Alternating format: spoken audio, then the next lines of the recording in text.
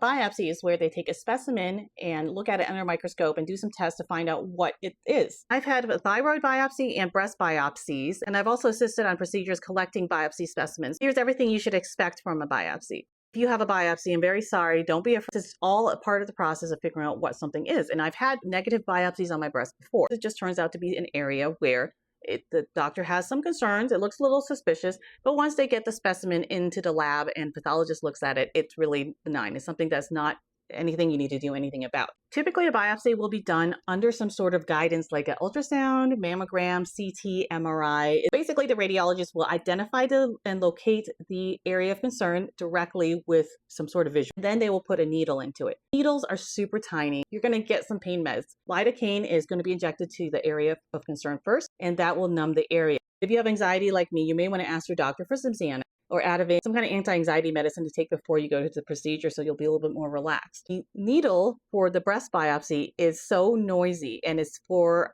no reason at all. The device looks like a toy pew-pew and it sounds like a toy pew-pew too. It just makes a snapping sound. Ask the radiologist if there's going to be a sound made with the machine. Ask them if they could make that sound for you, and that way you'll have an expectation of what it sounds like compared to what the actual experience will be. For thyroid, the biopsies, it's a very tiny needle and they don't do anything. The radiologist just holds the needle in their hand with a little syringe, the area of your thyroid, and just gets the specimen. You can have a biopsy without any sort of visual guidance too. Like for example, if you have a visible lump on your stomach or any part of your body, the doctor is likely going to know exactly where it is and they'll just be able to stick a needle into it. Again, it'll be a similar process with a very tiny needle. They're just pulling out tiny bits of cells enough that they can look at it under a microscope and determine what this is. Don't be afraid to tell the radiologist if you still feel pain after they've injected lidocaine. You have an area like the breast where you could be going somewhere deep. You might need a little bit more lidocaine and they just can't tell because everybody feels pain differently. It's going to feel like you're having that kind of a screening exam, except there's going to be the extra